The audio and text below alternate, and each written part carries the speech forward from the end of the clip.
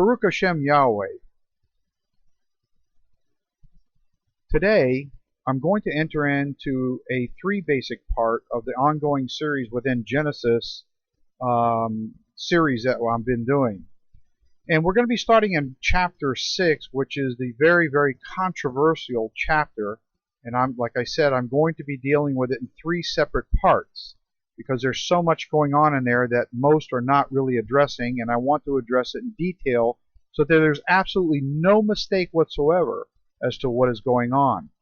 So we're going to go through chapter 6, verses 1 through 22. This is part 11 in the series on Genesis. And so let's go ahead and let's start with verse 1. And it's going to be important to note that what is going on here is going to play a major, major part in understanding who the sons of Elohim really are.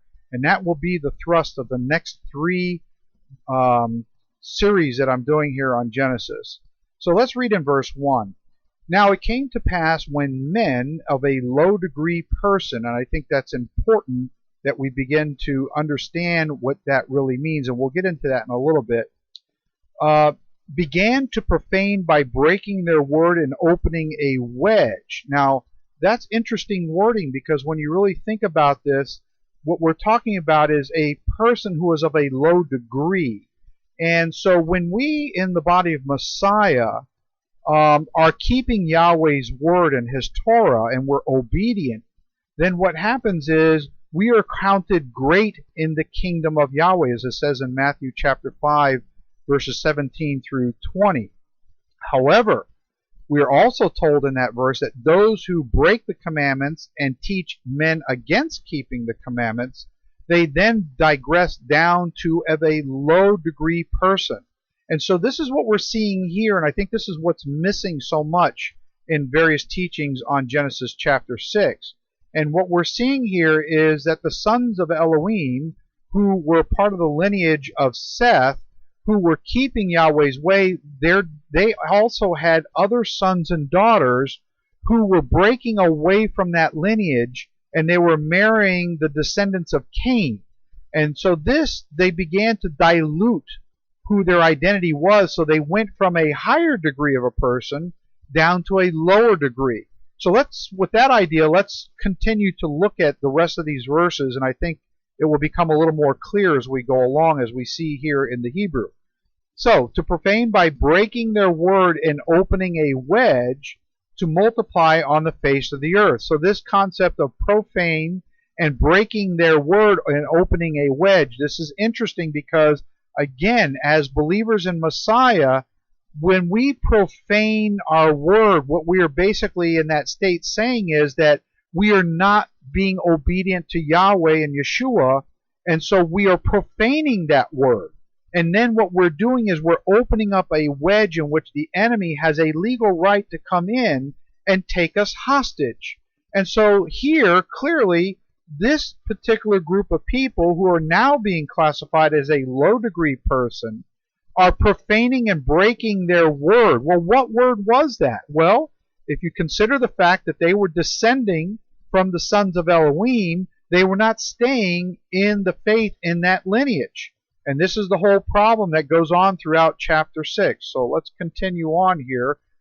So, who helped build the family name were born to them. So this word Baith is attributed to the word son, which literally means who helped build the family name. So in this particular case, what we're seeing is these sons of Elohim were departing from the status of sons of Elohim, which is a higher degree of person, down to a lower degree because they were breaking their word with Yahweh and departing from the faith, and their responsibility was to help build the family name of Yahweh. And so when we depart from the faith and depart from the inheritance given to us within the family of Yahweh, we are breaking and profaning our word to him, which is what these individuals were doing. So, is it possible that these men who began to multiply were the other sons and daughters of the sons of Elohim that were born to them, and they did not stay in the righteous lineage? That is my contention. And that's what makes this take on a completely different flavor if we'll look at it. Because note that in Genesis chapter 6, you see absolutely no mention of angels in this chapter whatsoever. There is no mention of it. So too many are injecting the concept of angels having sex with the daughters of men, but we cannot find that in here.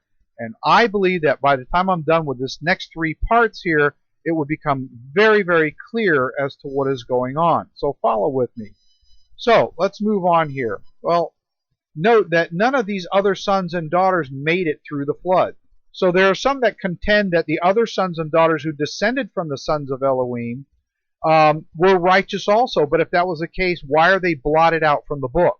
Why are they not mentioned by Yahweh as those righteous ones that stayed? I will show a chart shortly that will clearly show what I'm talking about.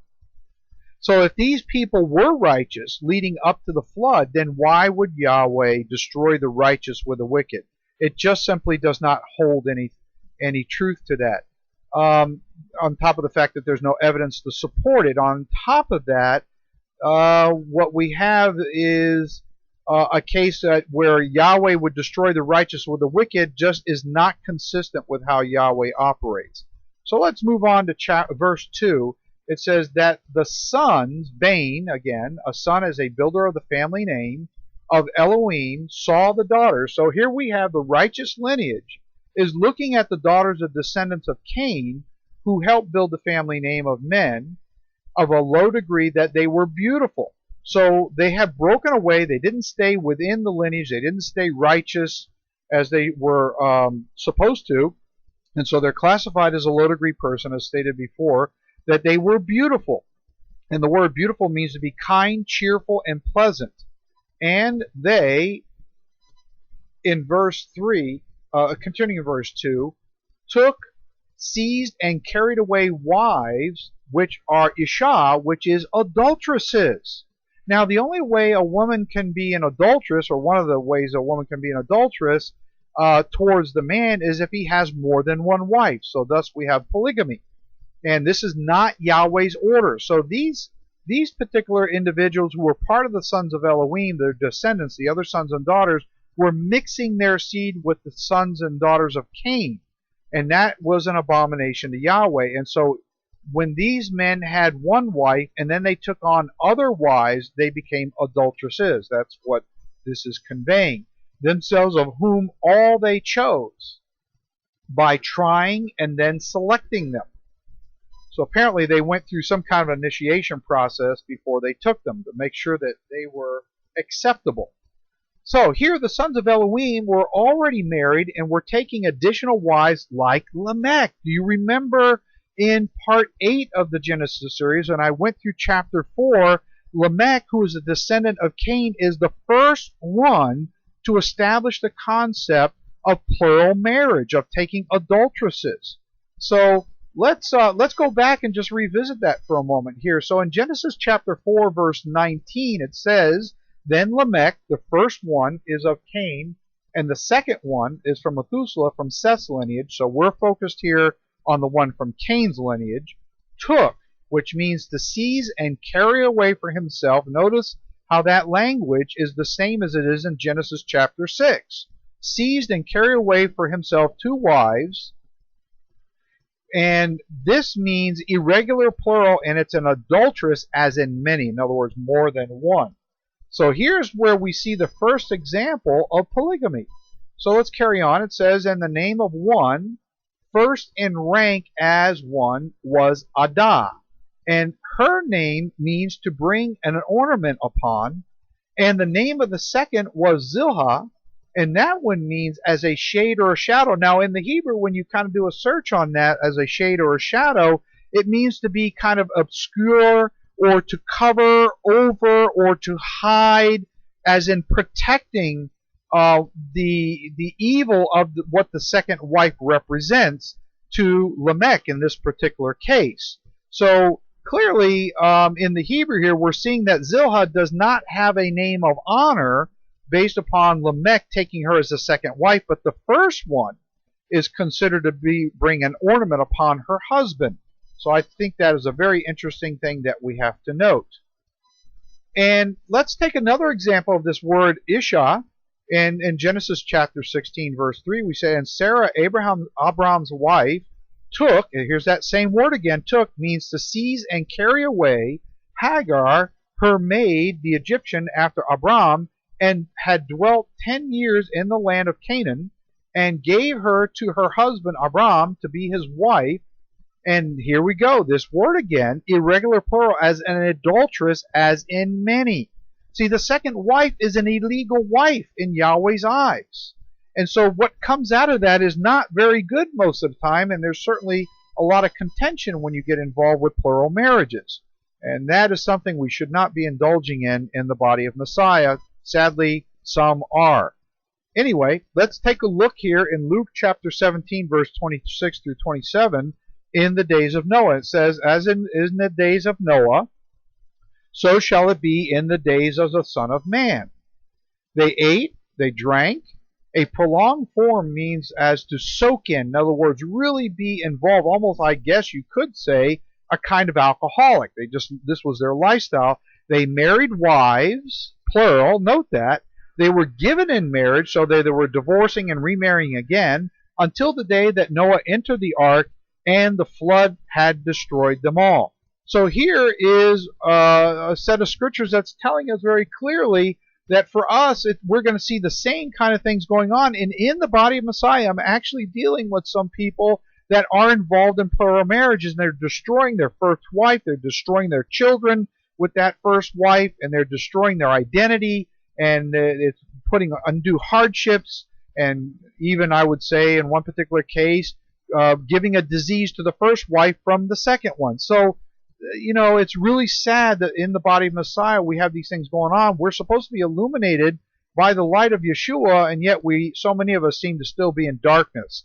And I pray that Yahweh take us out of all of that and separate us as a people and not be involved with that. Well, let's go take a look at this men of low degree in Genesis chapter 16, verse 12, to see an example here, another example outside of Genesis 6, and it says, and he will be like a wild ass of a man, of a low degree person. Here we go, it's that same word again. His hand will be against as an oath to every man, and every man's hand against him, and he shall dwell in the presence of his brethren. So let's go back to Genesis chapter 6 and pick up with this concept, and let's keep moving forward as we build this case about who the sons of Elohim were, and their sons and daughters as they broke off of them and assimilated into the lineage of Cain, and then the consequences or unintended consequences that came as a result of that. And Yahweh said, expressly promised, my spirit or Ruach shall not strive to rule by as a judge at opposition to the law with man. So here Yahweh is saying, I'm getting really, really tired of enforcing my law against man who's just continually striving against it. And so I'm sure that many of us try to enforce rules and regulations on our families and other people who are out of control, and they're just constantly trying to find ways to buck against it. And after a while, it becomes very wearisome. And I believe this is what Yahweh's trying to get across. He's getting tired of trying to use his law to show man the wickedness that he's involved with, and it's coming to an end, is basically what this is coming to in chapter 6. And so, with man who are hypocritical. Now, let's stop and think about this for a minute. What do we mean hypocritical? What is Yahweh saying? What Yahweh is saying is simply this. These sons of Elohim, or the descendants, the other sons and daughters who came from the sons of Elohim, who were the descendants of Seth, who picked up where Abel had left off, were not staying in the lineage as I stated before. And they're being hypocritical because they have left the faith in essence.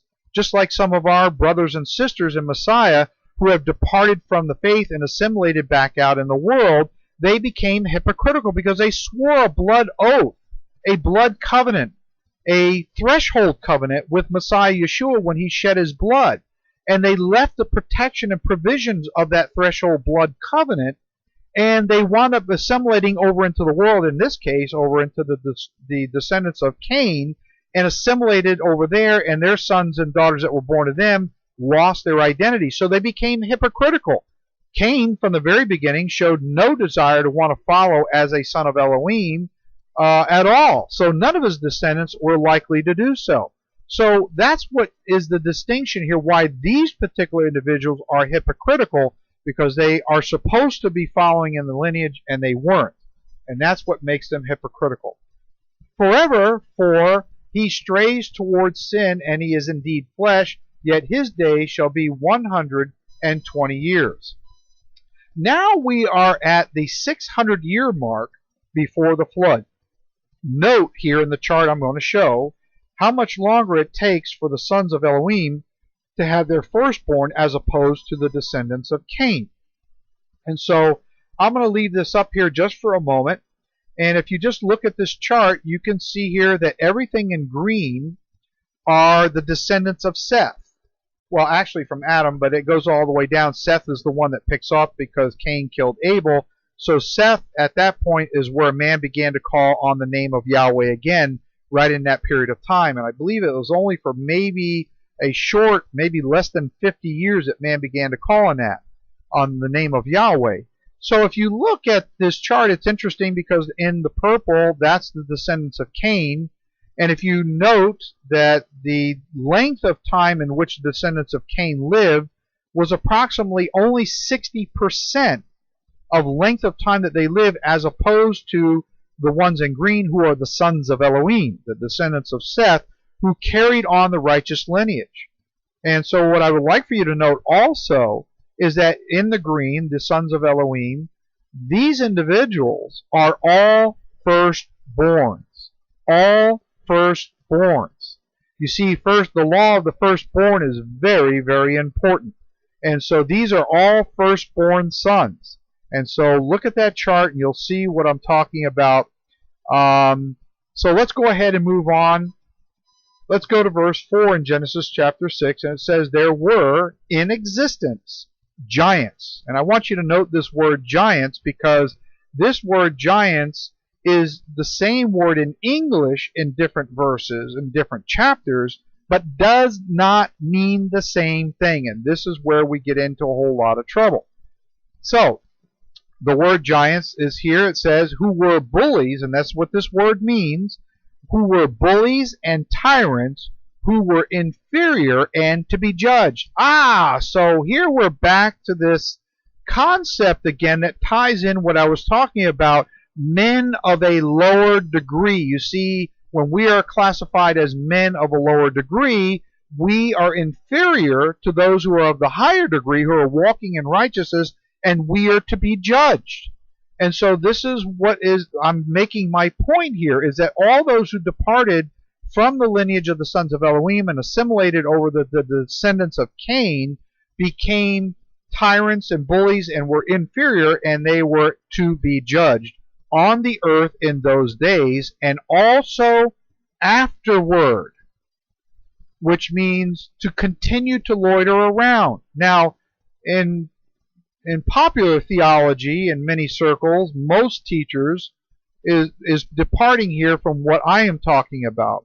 And what they like to proclaim is that these sons of Elohim here were the ones who created the giants. But we're clearly told here in the text that in those days the giants were on the earth, and also afterwards, and continued to loiter around when the sons of Elohim, who are a son as a builder of the family name of Yahweh, came to besiege and or carry away the daughters who are adulteresses, who were hypocritical, and they bore to them children to them.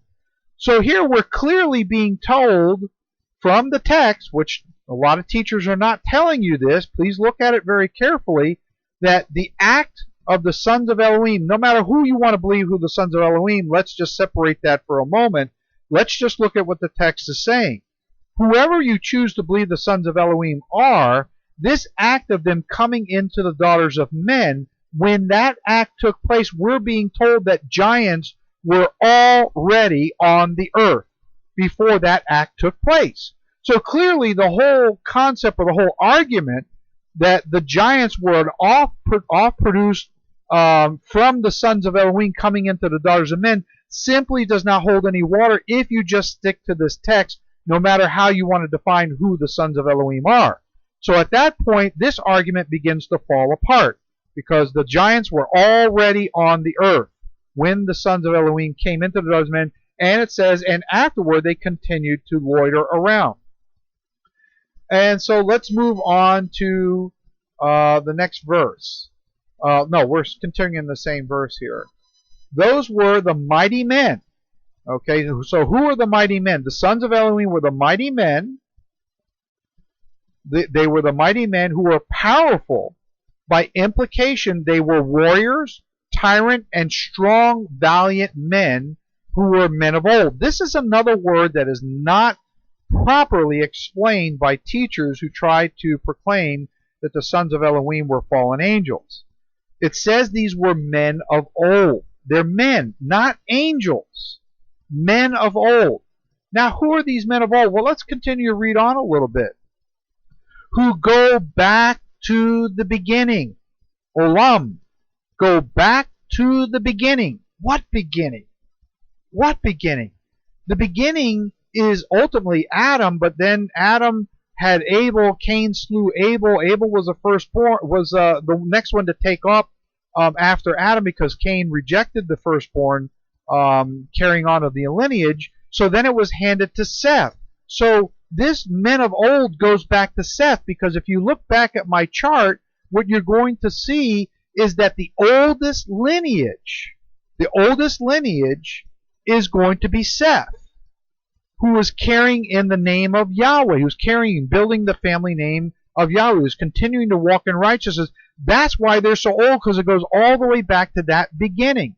It says here, champions of a high degree. Here we go with this difference and distinction between those who are champions of a high degree versus those who are men of a low degree. These are little tidbits of information impregnated within the Hebrew that many are not teaching from. They're just reading English, which does not do it justice. And if we're going to really understand this, we need to get back to the Hebrew to really understand what Yahweh is trying to say. So it says these are men of renown. Here's another word that is not properly dealt with in teachings on this subject. Who were famous and had a mark, note this now, had a mark and appointed to honor, authority, and character. Appointed to honor, authority, and character. Now, these men were called Shem. They're Shemites. Okay? And so this is what Yahweh names people after what they're supposed to be. And so they were appointed to honor, authority, and character. This is a huge distinction from the descendants of Cain. So, let's take a look at what Yahweh says about his name. It says, and my people who are called by my name. So in 2 Chronicles chapter 7, verse 14, we're going to take a look at this word Shem. Let's get a little more information on this to shed a little more light. It says, if my people who are called by my name, who were famous and had a mark and appointed to honor, authority, and character. Here we go. This is the same word attributed to the sons of Elohim back in Genesis 6. Yahweh is clearly showing that those who have a mark of appointed to honor, authority, and character are his people. Does it become more clear now? These Shemites from back in Genesis chapter 6 are the ones who carrying the family name of Yahweh. And they have honor, authority, and character. So this makes it a little more clear as to what's going on, how Yahweh defines who these people are. So will humble themselves and pray and seek my face and turn from their wicked ways. Then I will hear from heaven and will forgive their sins and heal their land. So let's take a look at another one. Same word. In Amos chapter 9, verse 12, it says that they might possess the remnant of Edom, and all the Gentiles who are called by my name, Shem, who were famous and had a mark and appointed to honor, authority, and character, says Yahweh who does these things. You see, here we go again. He has clearly defined in the Bible himself. You see, brothers and sisters, what's going on is too many teachers are going into exterior books, such as the book of Enoch and other kinds of books like that, and what they are doing is they are taking information from that to try to establish doctrine, how these sons of Elohim are fallen angels, because that's where they get it from, because you can't get it from Scripture. And the next two teachings that I do, 12 and 13, on Genesis chapter 6, I'm going to go into great legal detail to completely debunk all this nonsense about angels having the sex with the daughters of men and producing transhumans and giants and all these other things that they like to espouse. It is simply just not true. So let's head back to Genesis chapter 6, and let's pick up in verse 5. Then Yahweh saw that the wickedness of adversity and of affliction to the point of breaking into pieces of man was great in size and in age in the earth, and that every intent and purpose as was formed as a potter forms clay. In other words, it's very methodical. It has a very specific purpose to it. This is what he's trying to get across in the Hebrew. In other words, everything he does is for the purpose of forming wickedness the way that it was formed in them days. Of the thoughts and plans that are cunning of his heart was only evil continually. So in verse 6 it states, And Yahweh was sorry by a sigh of heavy breathing that he had made man on the earth, and he was grieved with pain and anger in his heart. So Yahweh said, I will destroy by blotting out and erasing man whom I have created from the face of the earth, both man and beast, creeping thing, and birds of the air, for I am sorry that I have made them. See, he's saying here that he's going to blot out and erase. And if you go through the lineage aspect of the beginning of Genesis, particularly in Genesis chapter 4, 5, 6, what you see is Yahweh is not mentioning any of the names of the other sons and daughters of the sons of Elohim who descended from Seth. They're not mentioned. And it's because, again, they became men of a lower degree, and he blotted their names out of even the book, of even mentioning them. He only mentions those who are the righteous, who are following in his way, and only a select few of the Cain's descendants as they were of importance in the things that they were doing. So, let's go to verse 8 now. I'm sorry, let's continue on here in verse 7. Man whom I have created from the face of the earth, both man and beast, creeping things, birds of the air, for I am sorry that I have made them. In verse 8 it says, But Noah, which means rest, found grace, which is kindness and favor in the eyes of Yahweh. Verse 10, And Noah begot 3 sons, Shem, a memorial of authority and character, Ham, the same as it means hot, of a tropical climate. And if you look at the descendants of Ham, when Ham got off the Ark of Noah's Ark, they headed south towards Africa, and so they became the peoples of a darker skin who were of a tropical climate, and that's why the pigmentation changed in their skin, and those became some of the darker skinned peoples of the day. And Japheth, interestingly, means to be expanse and roomy. And if you look at Japheth, of the Shemites, the Hamites, and Japhethites, Japheth is the one that probably spread the furthest. I mean, they went up north of the land of Israel, up into Europe, and also spread out into Asia, and also way up north up into Russia. And so they became the fairer skinned people because they went into the cooler climates. Something interesting to note when you're doing your studies on the lineages. In verse 11, let's pick up, it says, The earth was corrupt in a state of decay and ruin before Elohim, and the earth was filled to its end to the point of expiration with violence, oppression, injustice, and unrighteous dealings. So these are the kind of some of the things I had read back before. I think it was in Luke chapter 7, if I remember correctly. how it says, as it was in the days of Noah, so they will be marrying, giving in marriage, and drunkenness, and so forth. And so here we see another bit of information here that there was a lot of oppression, injustice, and unrighteous dealings between man and man. Basically, really a violation of the last 6 of the 10 commandments. And so at least if man was being respectful of one another and not violating those principles, perhaps they would have lived longer. Forget about just honoring Yahweh himself. If they at least would have been righteous with each other, they would have lived longer. So Elohim in verse 12 looked upon the earth, and indeed it was corrupt, in a state of decay and ruin, for all flesh had corrupted their way, and course taken in life on the earth. Verse 32. And Elohim said to Noah, the end, to the point of chopping off of all flesh has come before me, for the earth is filled to its end, to the point of expiration with violence, which again is oppression, injustice, and unrighteous dealings. Through them, and behold, I will destroy in a state of decay and ruin of them with the earth. Make yourself an ark of gopher wood, make rooms in the ark, and cover it, inside and outside, with pitch. Now it's interesting, this word pitch in the Hebrew is gopher, and gopher means to cover as a redemption price. It's an interesting word. It also means to make an atonement for cleansing and pardoning and purging. This is what we get on the Day of Atonement, when the Kohen Haggadol would go into the Holy of Holies and sprinkle the blood on the mercy seat for the forgiveness of sins of all of Israel.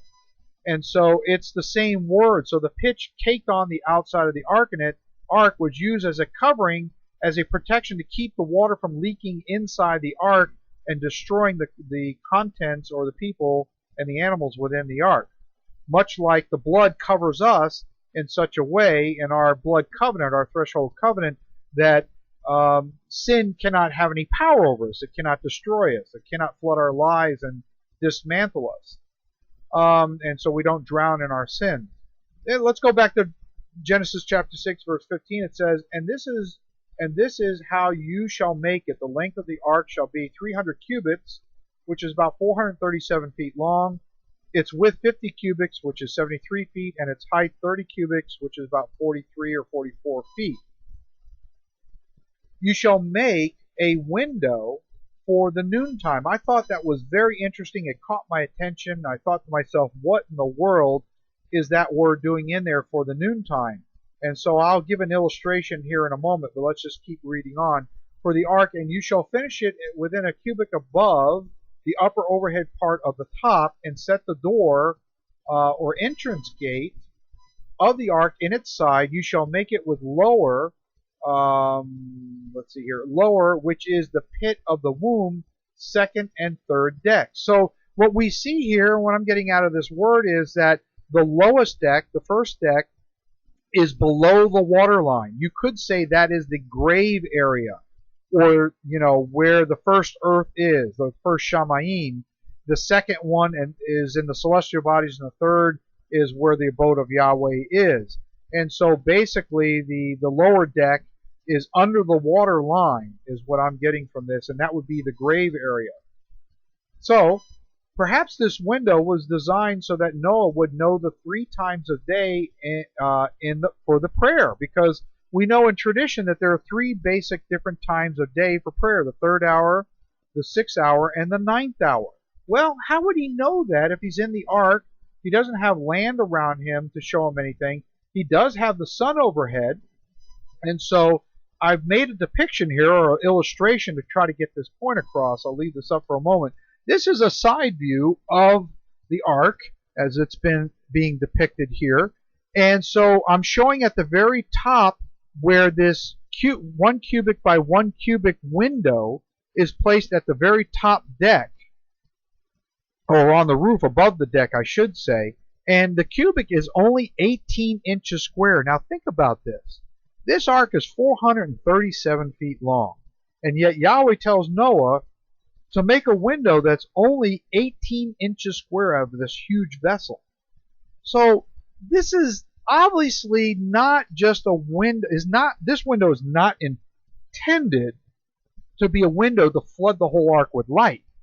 Instead, what I got out of this for Revelation is that he intended this window to be a kind of spotlight, so that as the ark is floating on the waters, when the sun starts to come up during the day, as you can see to the left side, when the sun hits a certain point in the sky, and the light beam comes through that window, it will shine a light on the deck of the third deck of the boat, which would indicate 9 o'clock in the morning, which would probably be his first time of prayer. Then as the sun goes straight overhead, he would probably have a mark on the floor of that third deck where it is now noonday, and that's the noon prayer. And then as the sun is setting towards the end of the day, he would have another mark on the other side, on the right side, which would indicate it's about 3 o'clock, time to pray again. I can't prove this, but why else would he tell him to make such a small little window on a huge, huge boat? Obviously, it wasn't intended for light, because there were windows on the side of the ark where you can see there where he could have looked out, and that would have allowed some light to come into the ark. But I feel that this is a way of him being able to determine what time of day it was, at least at that, if not for times of prayer where he would appear before Yahweh. Let's get back to Genesis 6, verse 17. And behold, I myself am bringing floodwaters on the earth to destroy into a state of decay and ruin from under heaven of all flesh in which is the breath of life. Everything that is on the earth shall die. But I will establish my covenant with you, and you shall go into the ark, you, your sons, your wife, and your sons' wives with you. In verse 19, and of every living thing of the flesh you shall bring 2 of every sort into the ark, and keep them alive for with you. They shall be male and female. Of the birds after their kind, of animals, quadruple dumb cattle, after their kind, or species, and of every creeping, rapidly moving reptilian thing of the earth after its kind, 2 of every kind will come to you to be kept, keep them alive. And verse 21, and you shall take for yourself of all food, including fruit, that is eaten, and you shall gather to yourself, and it shall be for food for you and for them. Thus Noah did according to all that Elohim commanded him, and he did. So this concludes the reading of Genesis chapter 6, and I only briefly touched upon some basic concept in here. Basically a kind of introduction as to who the sons of Elohim were, the other sons and daughters that descended from them who are not mentioned in there other than that they are sons and daughters, and how they became men or people who are of a lower degree because they left the lineage of the sons of Elohim and crossed over and began to intermarry with the descendants of Cain. And so with this, next time in part 12, I'll start getting into a lot more of the legal aspects of the sons of Elohim, who they are, what are they supposed to be, how does that look, how do they function, what do they believe. And once I get through that, then I will begin to deal in part 3, or actually part 12, but the third part in the chapter 6 series of the sons of Elohim themselves, in the sense of them not being the fallen angels. And that whole concept of how the fallen angels could not have had sex with the daughters of men. I get into biology, I get into the Greek, I get into the Hebrew, and show you scriptures that you probably were never aware of. It was written certain ways, but yet the teachers do not cover these areas because it would not serve them well. So with that, I bless you in the name of Yeshua HaMashiach. Please come back and watch part 12 of the Genesis series. Shalom.